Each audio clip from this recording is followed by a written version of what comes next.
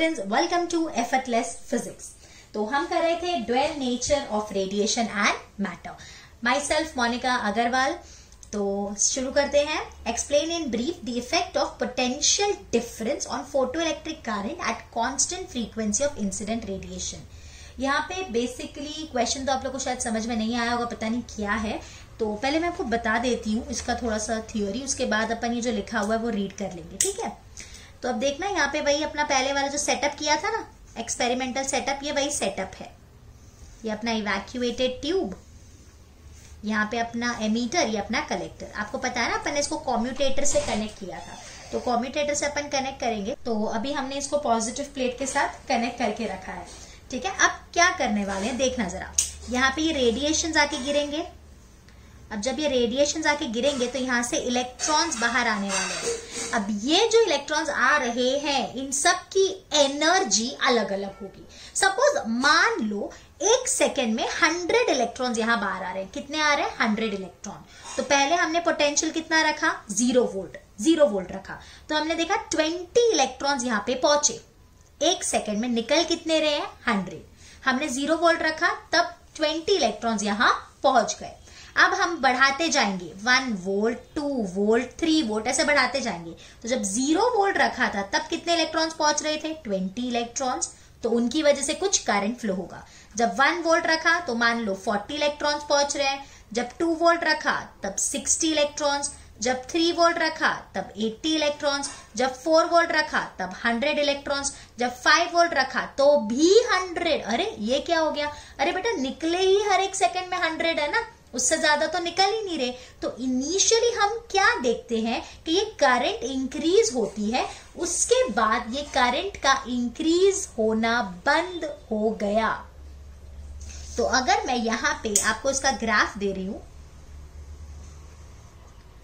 so here on the x axis we are taking the potential and on the y axis we are taking the current।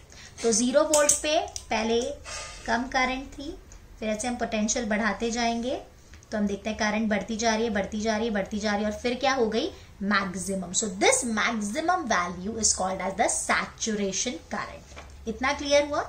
उसके बाद हमने क्या किया, इसको negative कर दिया और इसको पॉजिटिव कर दिया। समझ में आ रहा है? ये हो गया नेगेटिव, ये हो गया पॉजिटिव, मतलब -1, -2, -3, -4।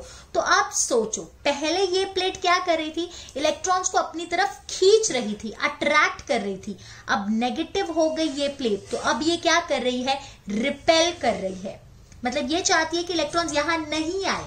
तो 0 वोल्ट पे कितने इलेक्ट्रॉन्स थे? 20। अगर हम -1 करेंगे तो ऑब्वियसली 20 से कम हो जाएंगे। हमने -2 की तो और कम हो जाएंगे। हमने -3 की तो और कम हो जाएंगे। सोचो यहां से ये इलेक्ट्रॉन्स जा रहे हैं और यहां से कोई रोक रहा है, तो यहां से जो इलेक्ट्रॉन्स जा रहे हैं उनकी एनर्जी क्या है? Kinetic energy. समझो, सब इलेक्ट्रॉन्स की काइनेटिक एनर्जी अलग अलग हो सकती है। किसी की 1 है, किसी की 2 है, किसी की 3 है, किसी की 4 है। और यहां से अपन क्या कर रहे हैं? हम इन इलेक्ट्रॉन्स को अपोज कर रहे हैं। So basically we are giving opposing energy. ये कौन सी एनर्जी है? ये इलेक्ट्रॉन्स की काइनेटिक एनर्जी है। और ये कौन सी एनर्जी है? हमने नेगेटिव कर दिया ना, तो ये इलेक्ट्रॉन्स को अपोज कर रहा है। तो कब जाके सारे इलेक्ट्रॉन्स रुक जाएंगे? जब जो मैक्सिमम एनर्जी से आएगा, अगर हम उसको भी रोक पाए, तब एक भी करंट या एक भी इलेक्ट्रॉन यहां से नहीं जाएगा, तो करंट का फ्लो होना स्टॉप हो जाएगा। तो कब इलेक्ट्रॉन्स फ्लो नहीं होंगे? When the maximum kinetic energy, maximum कितनी ली हमने? 4। So when the maximum, example है, so when the maximum kinetic energy become equal to the stopping energy, रोक कौन रहा है? ये नेगेटिव पोटेंशियल। तब जाके इलेक्ट्रॉन्स का फ्लो हो जाना बंद हो जाएगा। वो टाइम पे जो पोटेंशियल होगा उसको ही हम बोलेंगे stopping potential.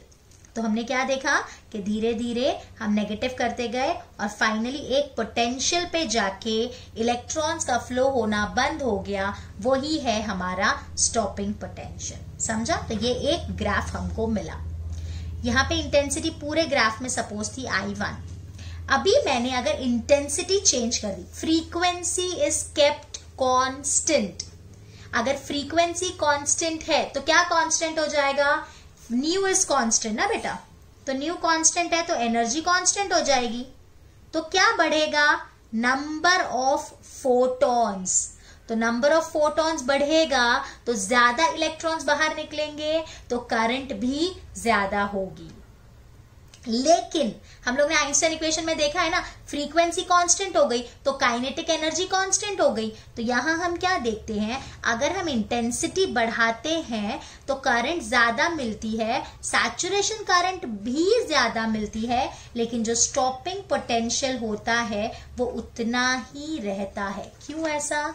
Because frequency is constant, kinetic energy is constant, तो मैक्सिमम काइनेटिक एनर्जी भी कांस्टेंट होगी। तो रोकने के लिए जो एनर्जी लगेगी, जिसको हम स्टॉपिंग एनर्जी बोल रहे हैं, वो भी कांस्टेंट रहेगी। So what we see here that the current increases, saturation current increases, but the stopping potential is same. अब यही चीज यहां लिखी है। Threshold frequency and intensity of incident radiation are kept constant at suitable value. पहले हमने frequency constant रख दी, intensity constant रख दी। The positive potential A is gradually increase and measure the current each time. हम क्या कर रहे हैं, पोटेंशियल को बढ़ाते जा रहे हैं और करंट मेजर करते जा रहे हैं। It is found that the current increases with increase in positive potential. मतलब जैसे जैसे अपन पॉजिटिव पोटेंशियल बढ़ा रहे हैं, करंट बढ़ती जा रही है, और एक पॉइंट पे आने के बाद करंट का इंक्रीज होना बंद हो गया। So the current also depends on the intensity which determine the maximum number of electrons that can be knock off. Obviously जो current है ये किस पे डिपेंड करती है? इलेक्ट्रॉन्स पे। और इलेक्ट्रॉन्स किस पे डिपेंड करते हैं? फोटॉन्स पे। तो जितनी ज्यादा फोटॉन्स आएंगे उतने ज्यादा इलेक्ट्रॉन्स आएंगे। और फोटॉन्स किस पे डिपेंड करता है? इंटेंसिटी पे। ये मैं आपको ऑलरेडी बता चुकी हूं ना, ये बिल्कुल वही चीज है। Therefore, for a given intensity, increasing the accelerating potential can increase the current only till all the electron reaches the collector. मतलब अगर हम ये पॉजिटिव पोटेंशियल बढ़ाते जाएंगे तो कब तक करंट बढ़ेगी? जब तक सारे के सारे इलेक्ट्रॉन्स ना पहुंच जाए। जैसे 5 वोल्ट हमने एग्जाम्पल लिया, तो सारे के सारे इलेक्ट्रॉन्स यहां पहुंच गए, सॉरी 4 वोल्ट पे पहुंचे ना, 4 वोल्ट पे सारे के सारे इलेक्ट्रॉन्स पहुंच गए। अब उसके बाद 5 करो, 6 करो, 7 करो, करंट बढ़ने वाली है क्या? नहीं। तो यहाँ पे वही लिखा है। So this current is called as the saturation current. Now the commutator key is reverse. वो जो आपको पहले वाले इसमें मैंने बताया था ना बेटा, इसको रिवर्स कर दिया। अब ये नेगेटिव हो गया। So the negative potential of the plate A is gradually increase till the photo electric current reduces to 0। अब हम इसको नेगेटिव करते गए, -1, -2, -3, -4। कब तक करोगे? जब तक सारे के सारे इलेक्ट्रॉन्स रुक ना जाए, मतलब करंट 0 ना हो जाए। जैसे ही इलेक्ट्रॉन्स का फ्लो होना बंद हो गया, इसका मतलब हमने जो एनर्जी दी है इलेक्ट्रॉन को, जो मैक्सिमम एनर्जी है, और जो रोकने की एनर्जी ये बैटरी लगा रही है, वो दोनों बिल्कुल कैसे हो गए? इक्वल। यहां से ये जा रहा है और यहां से रोक रहा है, तो ये दोनों एनर्जी इक्वल एंड ऑपोजिट हो गई ना। तब ये इलेक्ट्रॉन जा पाएगा क्या? नहीं, ये रुक जाएगा। वो टाइम पे जो पोटेंशियल होगा उसको ही हम बोलेंगे stopping potential. So the minimum negative potential V0 for which the current stop is called the cut off और स्टॉपिंग पोटेंशियल। ये आपको 1 लाइन के लिए भी पूछा जा सकता है। So photoelectric current becomes 0 when the stopping potential is sufficient to repel even the most energetic photoelectron with the maximum kinetic energy. कब रुकेंगे? जब ये जो स्टॉपिंग एनर्जी है, जब ये स्टॉपिंग पोटेंशियल जो है इतना स्ट्रांग हो गया है कि जो मैक्सिमम एनर्जी से आ रहा है उसको भी रोक पाए, तब ये इलेक्ट्रॉन्स का फ्लो हो जाना बंद हो जाएगा। और उसके बाद का ग्राफ मैंने आपको बताया है कि अगर हम इंटेंसिटी बढ़ा देंगे बेटा तो क्या होगा? इलेक्ट्रॉन ज्यादा फ्लो होंगे, ज्यादा इलेक्ट्रॉन्स आएंगे, तो हम देखेंगे करंट बढ़ी बढ़ी बढ़ी और फिर एक बार मैक्सिमम हो गई। लेकिन यहाँ पे हम फ्रीक्वेंसी कांस्टेंट रख रहे हैं, तो incident energy is constant, so kinetic energy maximum is constant, so stopping potential is constant. Is that clear? Okay, thank you so much. Bye bye, take care.